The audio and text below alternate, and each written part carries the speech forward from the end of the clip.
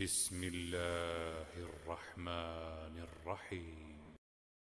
أولا يا إخوة. Биринчиден туугандар, мусулмандардын арасында ажырашуу өтө таң калыштуудай көбөйүп кетти. شيوعا عجيبا غريبا.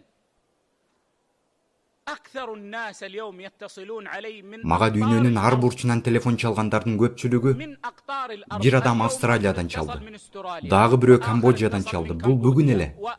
اليوم فقط. وكلهم Алардын баары менден талак жөнүндө гана сурап жатышат. وهذا يقتضي من أهل العلم. Аалымдар жана акыл ээлери бул талак маселесин токтотуу үчүн ага терең көңүл бурулары керек. Себеби бул жамандыктын жана адамдардын акылсыздыгынын белгиси. ودليل حمق في الناس. فهذا يحتاج إلى تذكير بالله. Аларга Аллахты көп эскертүүнү жана нике бул оор келишим экенин, жана аны кадырлоо керек экенин, жана адам болор болбос эске алынбай турган себептер менен ажырашуусу туура эмес экенин эскертүү керек. Бүгүнкү күндө аял күйөөсүнөн болор болбос нерселер үчүн талак сурай берет. Ансыз деле акылы алсыз болгон аялдарды телевизор жана соц тармактар ого бетер бузду. عقول النساء أكثر مما كانت ضعيفة أصلا. يعني الآن Бүгүнкү күндө аялдарды алдап, турмушта болбой турган кайдагы бир сүйүүнү көргөзүп келет.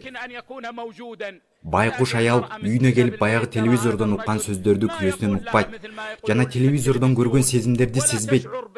Анан күйөөсүнө келип, мен сени сүйбөйм, мага талак бер дейт. Ошол телевизордон көргөн эркекти издеп баштайт. تبحث عن ذاك اللي مثل في التلفزيون. والرجال Ал эми кээ бир эркектердин бүгүнкү күндө акыл эстери кемдиги жана түшүнүктөрүнүн жоктугу байкалууда. Майда чүйдө себептерге эле талак бере берет. Бирөө айтат, мен аялыма талак бердим дейт. Эмнеге деп сурасам, апама окшой алган жок дейт. Субханалла, сенин апаң башка муундан, ал эми аялың башка муундан эмеспи? Апаң башка бирөөнүн кызы, ал эми аялың башка бирөөнүн кызы. Ал апаңдай болбойт. Апаң ошол заманга ылайык атаңа кызмат кылчу. Өзүң азыркы муундан болгондой эле, аялың да сенин заманыңдан. Чындыгында бул маселе кайгылуу, жана аны болтурбоо жолдорун кароо керек, жана Аллахты көп эскертүү менен, жана сабырдуулук менен чечүү керек. Жана менин жубайлардын бактылуу болуусунун себептери деген китебим бар. Адамдар ошол китепти окушса экен, жакшы пайдаларды алышмак.